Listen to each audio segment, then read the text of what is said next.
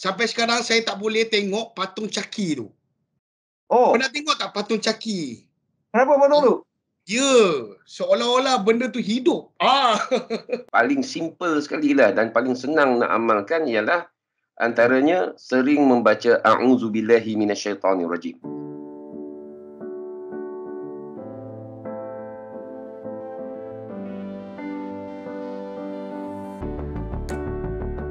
Pernah tak kita dengar berkenaan larangan menyimpan anak patung kat dalam rumah? Macam awak ada simpan anak patung tak kat dalam rumah?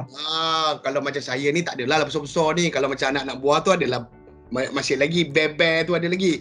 Tapi saya ada satu pengalaman, Mawi, di mana sampai sekarang saya tak boleh tengok patung caki tu. Oh, Pernah tengok tak patung caki? kenapa patung tu? Ya, seolah-olah benda tu hidup. So kita nak tahu betul ke kita ni dilarang untuk menyimpan patung di dalam rumah. So pagi ni kita bersama dengan Pengerusi Darul Tauhid Malaysia, Jurulatih Khusus Perubatan Islam, iaitu Ustaz Abu Humaid Sufri Mahmud. Assalamualaikum Ustaz. Waalaikumsalam warahmatullahi wabarakatuh. Apa khabar, Mawi? Alhamdulillah. Apa khabar Ustaz? Alhamdulillah, sihat. Betul ke Ustaz? Macam dalam Islam ni kita dilarang nak simpan patung kat dalam rumah ni Ustaz. Katanya malaikat tak akan masuk rumah lah. Kata kita akan dirasuk lah. Betul ke Ustaz? Okey, untuk jawab soalan tu, sebenarnya memang ada hadis ya. Ada hadis daripada Nabi SAW. Misalnya satu hadis yang diriwayatkan oleh Ibnu Abbas radhiyallahu anhu daripada Abi Talhah, katanya Rasulullah SAW bersabda, la tadkhulul malaikah baitan fihi kalbun wala surah.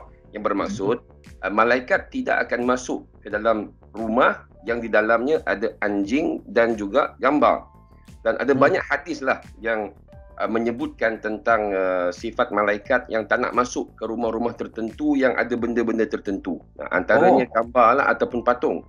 Jadi memang ada hukum dalam syariat yang melarang kita menyimpan gambar khasnya ataupun patung khasnya yang berbentuk manusia dan juga haiwan. Cuma dari segi perbahasan ulama tu adalah pengecualian. Misalnya mereka kata kalau setakat simpan patung untuk budak-budak, untuk kanak-kanak kan, patung permainan, maka tidak mengapa.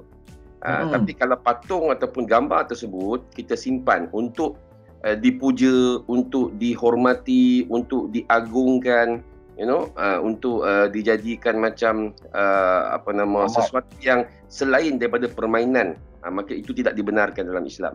Kalau maksud Ustaz tadi untuk menyimpan frame gambar tu, maksudnya frame tu apa? Frame patung ke ataupun frame potret dekat dalam rumah? Gambar di sini yang dimaksudkan dengan gambar ataupun patung ialah gambar dan patung yang berbentuk manusia dan haiwan, iaitu yang makhluk yang mempunyai roh. So itu penjelasan ulama lah tentang pengharaman patung dan gambar ni. Bila you tanya sama ada frame gambar yang macam mana, maksudnya gambar potret, gambar manusia ataupun haiwan. Jadi ini mungkin ramai yang tak tahu, tapi sebenarnya memang ada larangan ini dalam Islam. Sebab itu banyak kes macam kita pun pernah jumpa banyak kes-kes gangguan makhluk halus dalam rumah ataupun orang kena rasuk dan sebagainya, yang mana antara cara kita untuk merawat masalah sebegini ialah dengan kita minta pesakit supaya dia turunkan semua gambar-gambar yang digantung dalam rumah, yang digantungkan di dinding dan sebagainya. Pernah tak Ustaz berdepan dengan kes orang yang terkena gangguan makhluk halus ni atau jin yang berpunca daripada anak patung, Alif? Ya. Ada tak Ustaz? Pernah. Saya pernah beberapa kes yang saya pernah handle, yang mana pesakit dirasuk oleh jin berpunca daripada patung-patung yang disimpan dalam rumahnya. Dan ada juga satu kes yang agak serupa dengan apa yang sedang viral sekarang, iaitu teddy bear. Jadi memang saya sendiri pernah membakar dua biji anak patung teddy bear yang besar.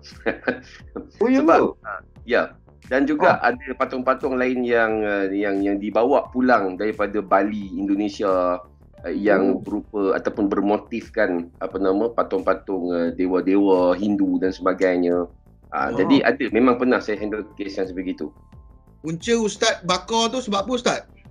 Adakah satu ialah sebab kita nak kita nak hapuskan semua benda yang sudah diganggu oleh makhluk halus ni, sebab kita takut ataupun kita risau sekiranya benda tu tidak dihapuskan, gangguan dia akan berterusan.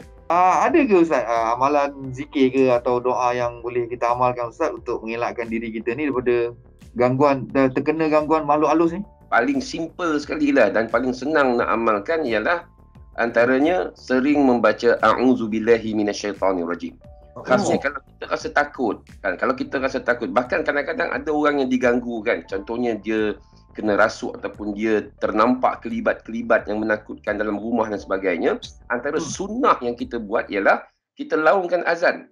Jadi ini benda yang ramai orang tak tahu. Okey, kalau nampak benda ke, nampak apa pocong ke, pontianak apa ke, jangan takut, jangan lari. Sebab benda ni kalau kita takut dengan dia makin berani kat kita.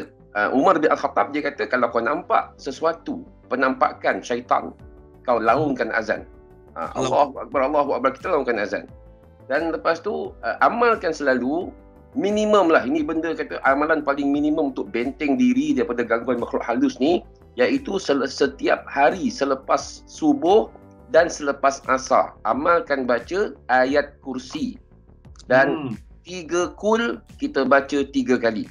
3 kul tu 3 kali, Al-Ikhlas 3 kali, Al-Falaq 3 kali, An-Nas 3 kali. Setiap hari selepas subuh, selepas asar. Setiap kita ada zaman kanak-kanak yang menakutkan. Kalau Zalif takut dengan patung caki, saya dulu masa kecil takut dengan tarian singa. Sampai sekarang pun sampai sekarang pun saya tak boleh dekat dengan patung tarian singa tu. Okey. Bagi saya ini lebih pada psikologi. Lebih pada psikologi. Sebab kita mungkin trauma masa kecil, kita terkejut ke kan. Sebab yalah, macam saya dulu, kenapa saya takut dengan tarian singa? Pasal tiba-tiba benda tu dia muncul depan mata saya. Jadi bagi saya benda-benda macam tu lebih pada psikologi. Sebab itulah kita sepatutnya tidaklah menggalakkan anak-anak kecil kan menonton filem-filem seram dan sebagainya, sebab ia secara psikologi dia akan menimbulkan ketakutan. Baik, kesimpulannya sekarang ni boleh je ada anak patung, tapi anak patung ni untuk kanak-kanak lah, untuk bermain, dia tak ada unsur puja. Itu je sebenarnya Ustaz Ya, betul. Okey Ustaz, alhamdulillah, terima kasih banyak Ustaz atas perkongsian pagi ni. Alhamdulillah, terima kasih sebab jemput saya pagi ni. Alhamdulillah, semoga apa yang Ustaz kongsikan pagi ni ada manfaat lah untuk kita pagi ni yang mendengar juga Okey, Alhamdulillah. Terima kasih Ustaz, jaga diri baik-baik. Assalamualaikum. Waalaikumsalam warahmatullahi wabarakatuh.